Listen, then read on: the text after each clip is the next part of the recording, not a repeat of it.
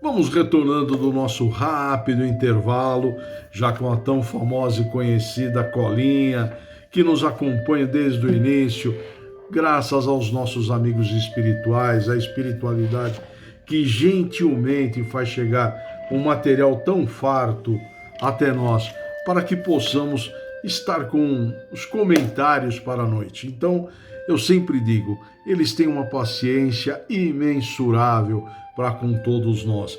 E agradeço sempre de coração a esse material que nos oferecem para as noites de estudos. Então, vamos dar início para não nos alongarmos ainda mais. Bom, meus amigos, começamos Lei de Conservação, Instinto de Conservação. Então, a pergunta 702 é a seguinte: o instinto de conservação é uma lei natural?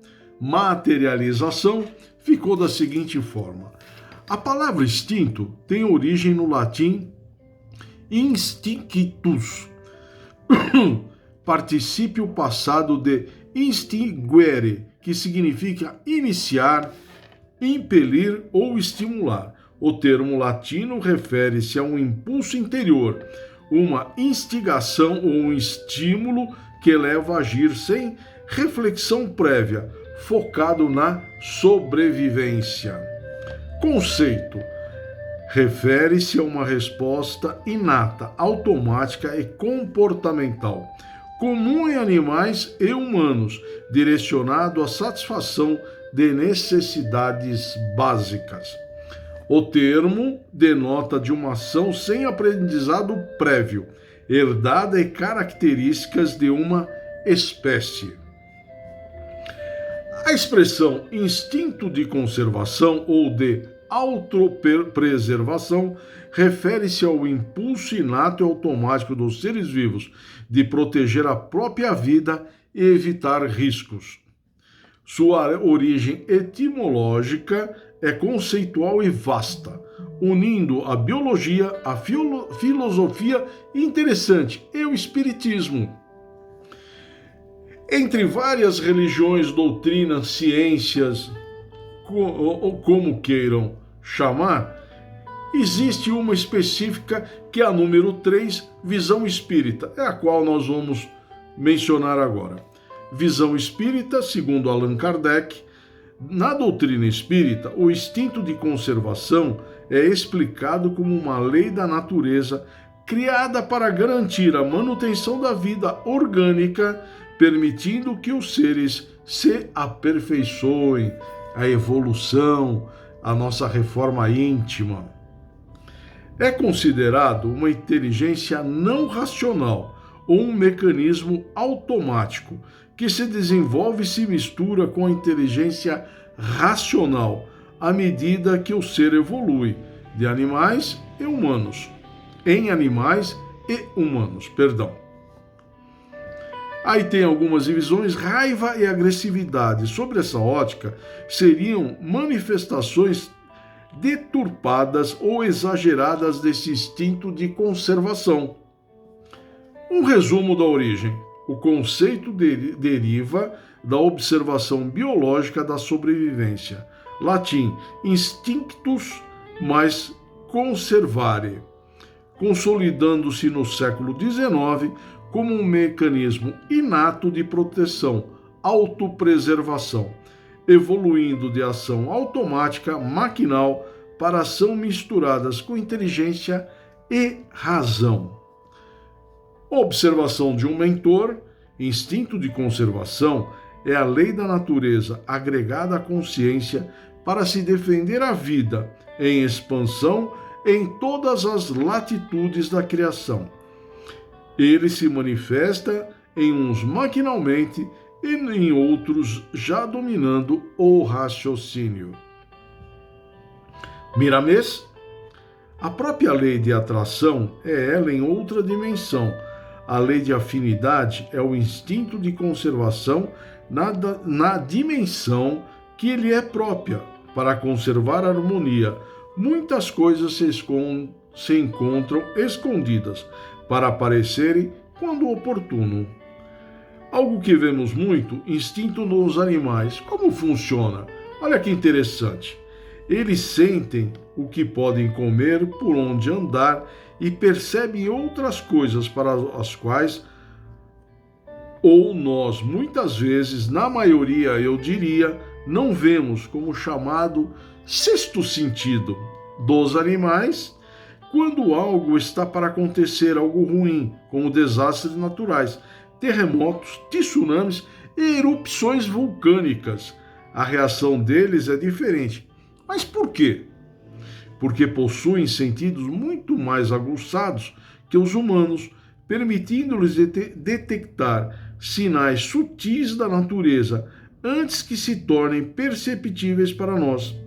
Cientificamente, isso não é considerado um sexto sentido, mas sim uma combinação de audição, olfato, tato superiores, além das sensibilidades a campos magnéticos. Vocês já repararam em muitos filmes, principalmente filmes assim de catástrofe, ou que se estão na floresta, alguma coisa terrível vai acontecer, os pássaros começam a sobrevoar, paira um silêncio, a natureza parece que fica quieta, buscando força para os acontecimentos.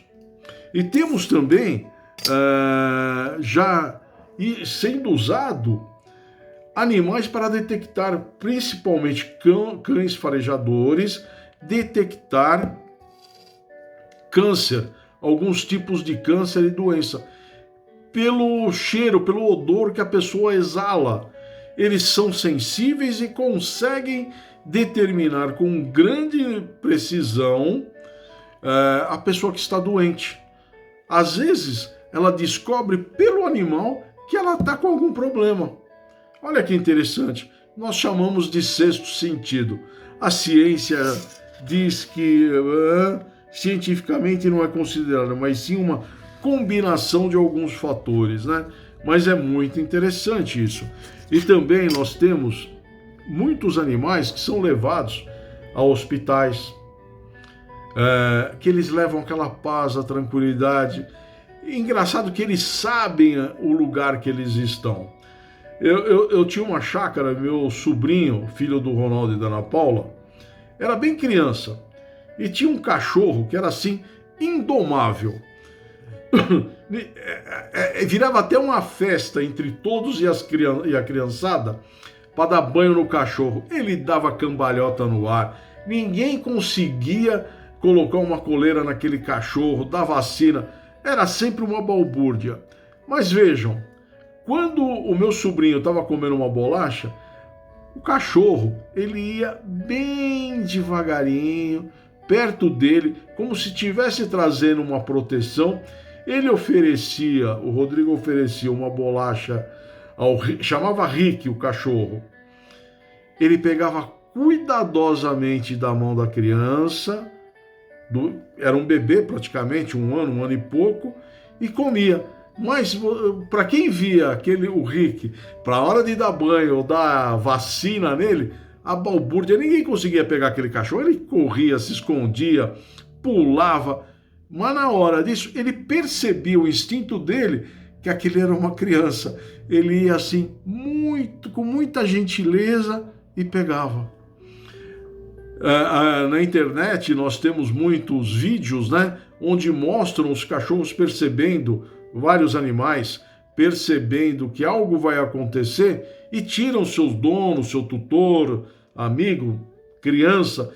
Quando eles percebem que algo vai acontecer, eles quase que abraçam o seu tutor, o adulto ou a criança, já prevendo aquilo que vai acontecer, já trazendo o seu instinto aflorado e sabendo que algo não está correto. Bom, voltando aqui, o instinto de conservação move no mundo desde a menor formiga, quase invisível no solo, às aves do céu. É uma lei natural.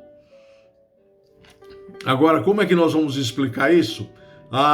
Existem tantas coisas entre o céu e a terra que a nossa vã filosofia não consegue explicar. Quem disse?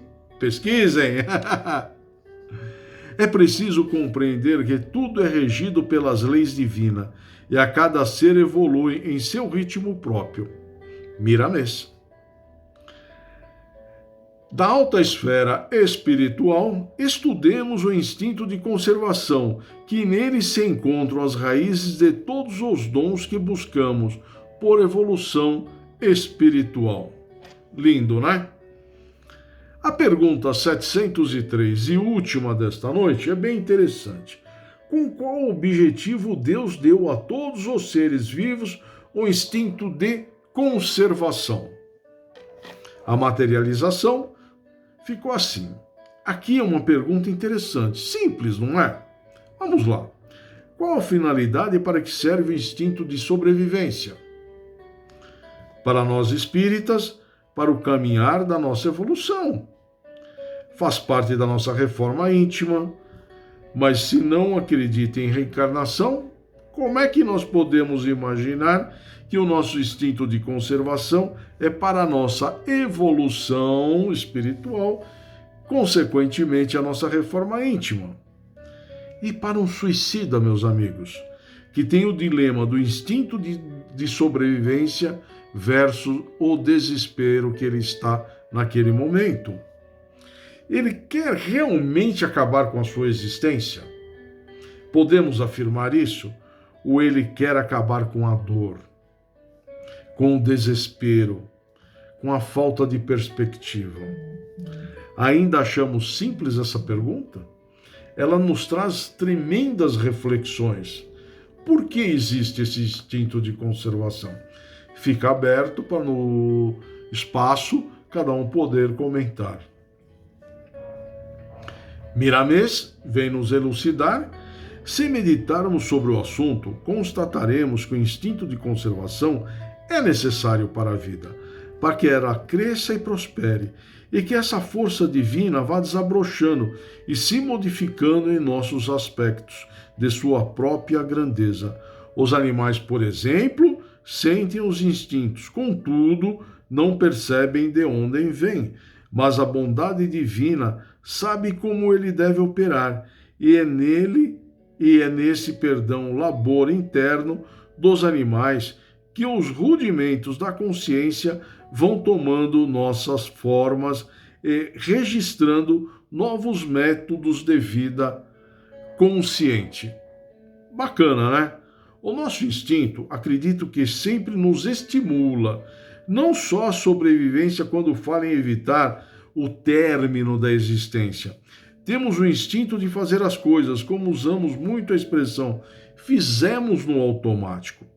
Uma obra, uma construção. Lá se encontra uma diversidade muito grande de trabalhadores. Aqui vamos focar no canteiro de obras, por exemplo. Quando os engenheiros elaboram uma planta para erguer um edifício, os trabalhadores, que são inúmeros, desconhecem os detalhes da obra. A ideia final, apenas obedecem às ordens para que possam atingir objetivos traçados no início. Igual nossa existência, única certeza após o encarne, igual a nossa existência. A única certeza após o encarne é o nosso desencarne. Não temos a certeza que seremos felizes, devemos procurar sempre ser, mas não temos essa certeza. Nós temos um livre-arbítrio, não esqueçamos disso. Se vamos casar, se teremos filhos, ou se vamos optar em ter pets, qual será a nossa profissão? Mas o nosso instinto nos estimula a seguir, principalmente nas adversidades. Alguma escola no plano físico nos ensina isso? Como passar pela adversidade? Acho que não, né? Mas nos dá as ferramentas necessárias para o nosso instinto se tornar realidade, que se encontram na nossa evolução e na nossa famosa reforma íntima. Pensemos, meus amigos, ficando aqui para o final como uma reflexão. O que nos estimula a seguir os nossos instintos? Cada um deve ter um estímulo. Criar os filhos? Realização profissional? O que estimula a seguir os nossos instintos? Porque muitas vezes nós cansamos, não cansamos, não damos aquele lá puxa vida, mas aí o que dá aquela força de falar, ok, entendi, qual é esse estímulo para seguir os nossos instintos de sobrevivência? Bom, meus amigos, com isso encerramos a nossa noite de estudos. Teremos o prazer de nos reencontrarmos novamente em março. Então eu agradeço de coração o tempo que vocês dispuseram nessa noite de estudos. Agradeço imensamente a oportunidade de adentrar aos seus lares. Foi um prazer inenarrável receber cada irmão aqui no meu lar. Então fica um grande beijo e até a próxima. Tchau, obrigado.